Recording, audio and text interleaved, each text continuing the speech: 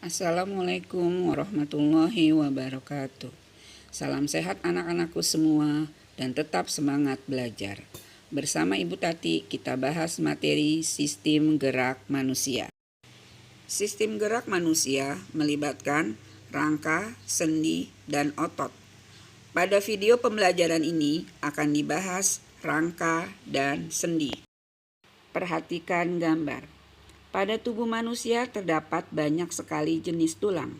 Misalnya, tulang lengan atas, tulang pengumpil, tulang hasta, tulang paha, tulang betis, tulang tulang rusuk, tulang dada, dan lain sebagainya. Apabila dihitung, jumlah seluruh tulang tubuh manusia dewasa terdiri dari 206 tulang. Dan keseluruhan tulang tersebut membentuk rangka. Jadi, rangka adalah rangkaian tulang dan sendi yang menjadi dasar bentuk tubuh manusia. Fungsi tulang bagi tubuh. 1. Memberikan bentuk dan menopang tubuh kita. 2. Melindungi organ dalam.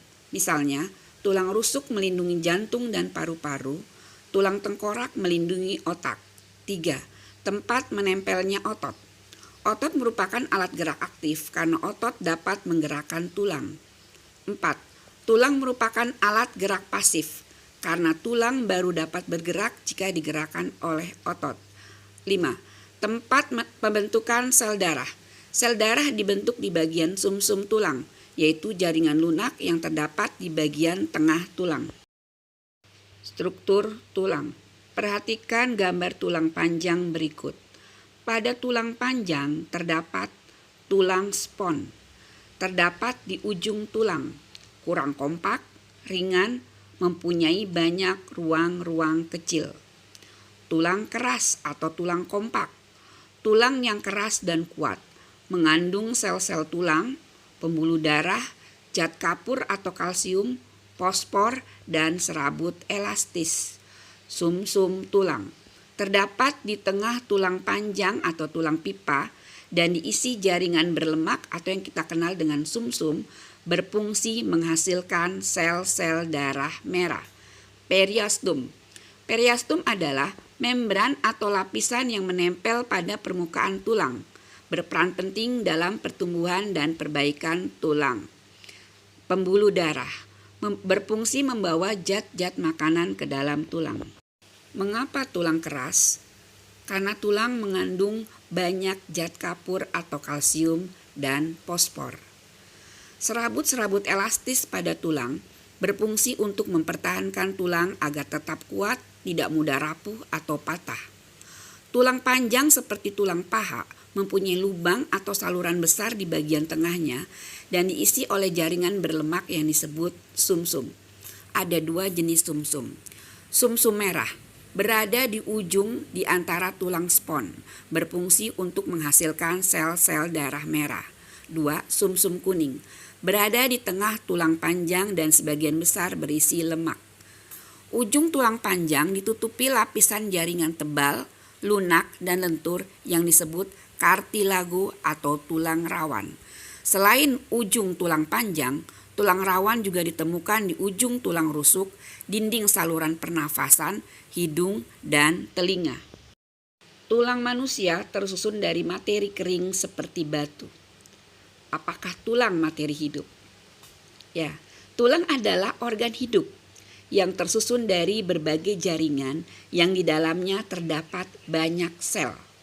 Bukti tulang materi hidup adalah tulang mengalami pertumbuhan. Lalu, bagaimana cara melihat sel tulang? Tulang keras dibuat irisan tipis yang disebut preparat. Lalu, preparat diamati di bawah mikroskop dan terlihat seperti pada gambar. Di bagian tengah jaringan tulang keras terdapat saluran Havers yang di dalamnya terdapat pembuluh darah.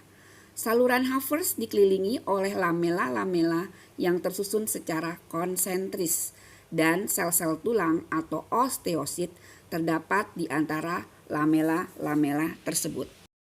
Perhatikan kembali gambar jaringan tulang keras berikut.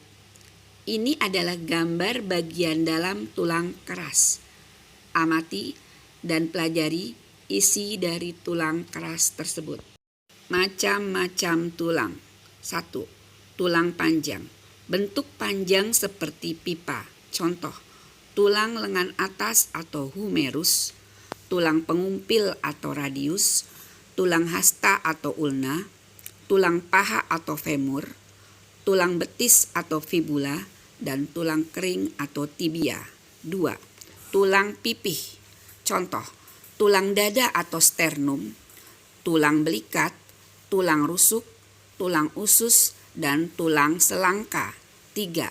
Tulang pendek, tulang ruas jari kaki dan ruas jari tangan atau falanks. 4. Tulang tidak beraturan. Contoh, tulang belakang atau vertebra. Perkembangan tulang. Janin yang masih berada di dalam kandungan, tulangnya tersusun dari kartilago atau tulang rawan. Secara bertahap, tulang rawan akan berkembang menjadi tulang keras. Prosesnya disebut osifikasi atau penulangan. Tulang rawan pada janin memiliki rongga yang terisi osteoblas atau sel-sel pembentuk tulang. Selanjutnya, osteoblas akan membentuk osteosit atau sel-sel tulang. Proses osifikasi dimulai dari bagian tengah tulang rawan, kemudian meluas ke seluruh arah sesuai dengan pertumbuhan tulang rawan. Di antara jaringan tulang yang terbentuk, terdapat pembuluh darah yang berfungsi membawa mineral seperti kalsium sehingga tulang menjadi keras.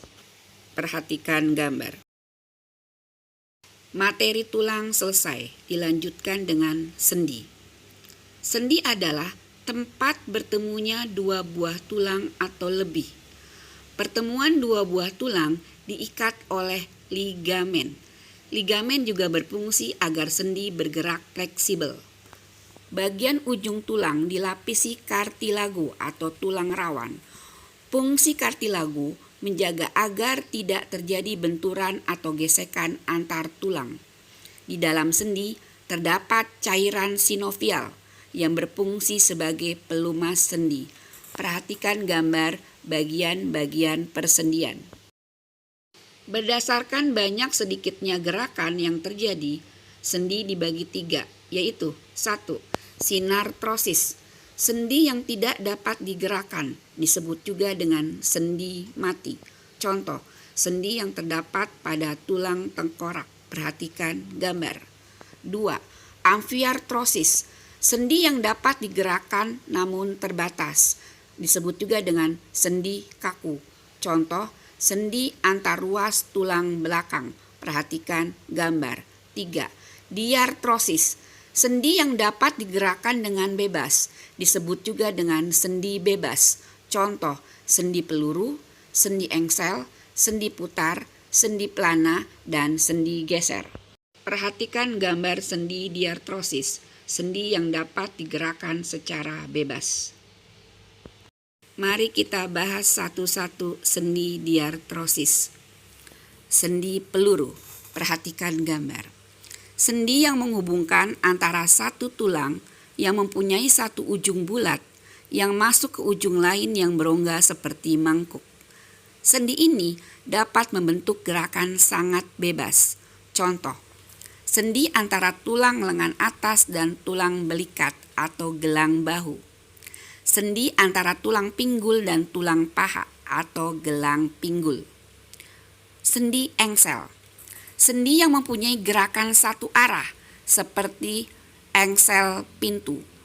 Contoh sendi engsel, sendi pada siku dan lutut. Sendi putar, perhatikan gambar. Sendi yang salah satu tulang berfungsi sebagai poros dan ujung tulang yang lain berbentuk cincin yang dapat berputar pada poros tersebut. Contoh sendi putar, persendian yang terdapat di antara tulang tengkorak dengan tulang leher. Sendi ini memungkinkan kepala kita dapat memutar, mengangguk, serta menggeleng. Sendi pelana.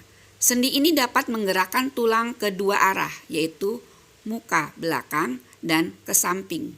Contoh sendi pelana, sendi pada pangkal ibu jari. Sendi geser. Perhatikan gambar. Sendi yang menghubungkan antara dua tulang yang memiliki permukaan yang datar. Satu bagian tulang bergerak bergeser di atas tulang lain. Sendi geser memungkinkan tulang bergerak ke depan dan ke belakang. Contoh sendi geser, sendi pada tulang-tulang pergelangan tangan dan kaki, sendi di antara tulang belakang. Sendi ini digunakan untuk melakukan aktivitas mengambil buku, naik tangga, makan, dan lain-lain. Alhamdulillah, materi tulang dan sendi selesai. Silakan kalian pelajari kembali agar lebih paham.